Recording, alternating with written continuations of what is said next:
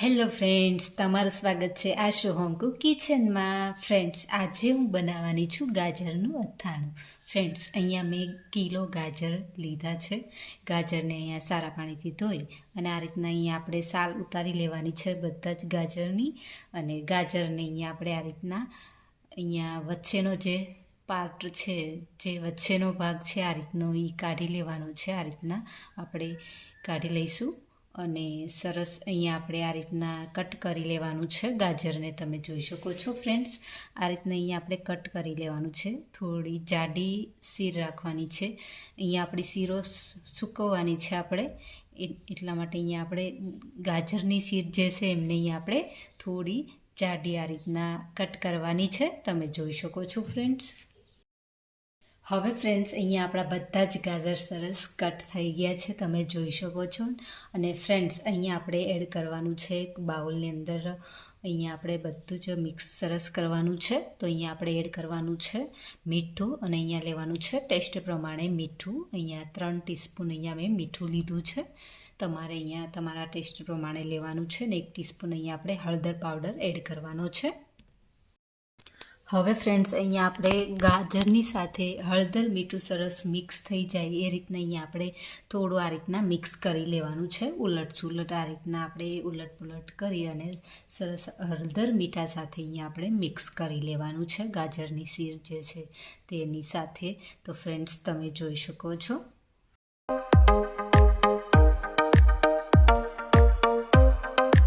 હવે ફ્રેન્ડ્સ, અહીંયા આપણે સરસ મિક્સ કર્યા બાદ અહીંયા આપણે ઢાંકણ ઢાંકી અને અહીંયા બધી જ ગાજરને આ રીતના મૂકી દેવાના છે. ગાજરને સાઈડમાં અહીંયા આપણે રેસ્ટ કરી લેવાના છે. અને વચ્ચે વચ્ચે અહીંયા આપણે આ રીતના ઉલટ પુલટ કરી અને આ રીતના તમે જોઈ શકો છો હલાવી લેવાના છે ગાજરને. અને સરસ અહીંયા આપણા ગાજરની અંદર હળદર મીઠું ચડી જાય એ માટે અહીંયા આપણે રાખી દેવાના છે.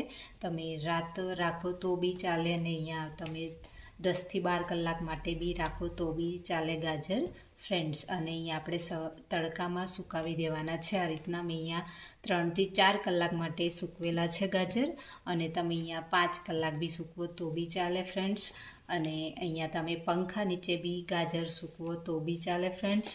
તો સરસ અહીંયા આપણા ગાજરની શીર જે છે તે સરસ સુકાઈ ગઈ છે આ રીતના.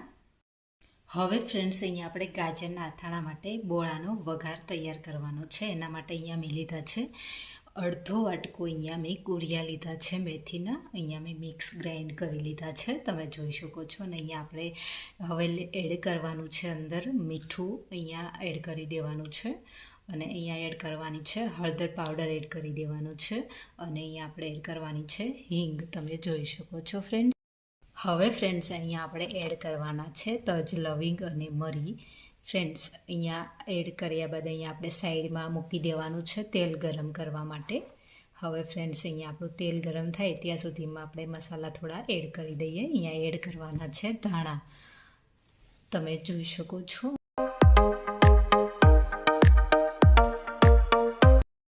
હવે ફ્રેન્ડ્સ, અહીંયા આપણે જે ધાણા છે એડ કર્યા બાદ ફ્રેન્ડ્સ, અહીંયા આપણું તેલ બી સરસ ગરમ થઈ ગયું છે. અને હવે એડ કરી દેવાના છે અહીંયા આપણે એક મરચું લીધું છે કટ કરીને, લાલ મરચું, તે એડ કરી દેવાનું છે. અને આ રીતના અહીંયા આપણે થોડું થોડું તેલ કરી ગરમ છે તે એડ કરી દેવાનું છે. અને અહીંયા આપણે થોડું આ રીતના ગરમ હોય ત્યાં જ એડ કરી દેવાનું છે. અને હવે એડ કરવાની છે વરિયાળી, તમે જોઈ શકો છો. અને સરસ અહીંયા આપણે બધું જ મિક્સ કરી લેવાનું છે. બોળાને અહીંયા આપણે સરસ મિક્સ કરી લેવાનો છે, તમે જોઈ શકો છો ફ્રેન્ડ્સ. તો અહીંયા આપણો બોળાનો વઘાર આ રીતના કરી લેવાનો છે. હવે ફ્રેન્ડ્સ, અહીંયા આપણે બોળાનો વઘાર કર્યા બાદ અહીંયા આપણે સરસ બોળાને અહીંયા આપણે ઠંડો થવા દેવાનો છે 1 કલાક માટે. અને પછી અહીંયા આપણે એડ કરવાનું છે લાલ મરચું પાવડર. અહીંયા મેં 2 ટીસ્પૂન લાલ મરચું પાવડર એડ કરેલું છે, તમે જોઈ શકો છો. અને તમે તમારા તીખું જેટલું ખાતા હોય તે પ્રમાણે તમારે અહીંયા લાલ મરચું પાવડર એડ કરી દેવાનો છે. અને ફ્રેન્ડ્સ આ રીતના થોડું મિક્સ કરી લેવાનું છે સરસ. અને અહીંયા તેલ થોડું વધારેલું છે, ઠંડુ તેલ છે, આપણે ગરમ કરેલું છે, ઠંડુ તેલ છે તે ફરી પાછું એડ કરી દેવાનું છે. અહીંયા ગાજરના અથાણામાં તેલનું પ્રમાણ થોડું ઓછું રાખવાનું હોય છે, અહીંયા વધારે તેલનું પ્રમાણ નથી રાખવાનું. સરસ અહીંયા આપણે થોડું ડ્રાય જેવું જ રાખવાનું છે. ગાજરનું અથાણું તમે જોઈ શકો છો. અને ફ્રેન્ડ્સ અહીંયા આ રીતના બધું જ મિક્સ કરી લેવાનું છે સરસ. અને ફ્રેન્ડ્સ અહીંયા મેં 1 ટીસ્પૂન ખાંડ એડ કરેલી છે, આ રીતના એડ કરી દેવાની છે.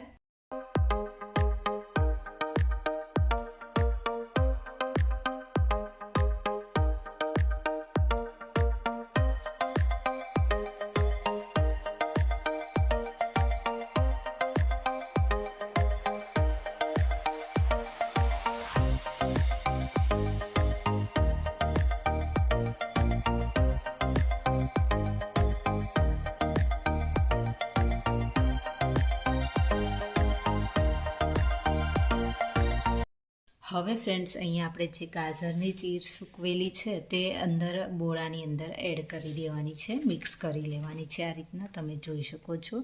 અને અહીંયા આપણું સરસ એવું ગાજરનું અથાણું બનીને રેડી છે, તમે જોઈ શકો છો ફ્રેન્ડ્સ. આ રીતના અહીંયા મેં ગાજરનું અથાણું બનાવેલું છે. તો ફ્રેન્ડ્સ અહીંયા આપણું સરસ એવું ટેસ્ટી ગાજરનું અથાણું બનીને રેડી છે. તો ફ્રેન્ડ્સ તમને કેવી લાગી મારી રેસિપી મને જરૂરથી કોમેન્ટ બોક્સમાં જણાવજો. અને અવનવી રેસિપી જોવા માટે મારી ચેનલને લાઈક કરો, શેર કરો અને સબસ્ક્રાઈબ કરો.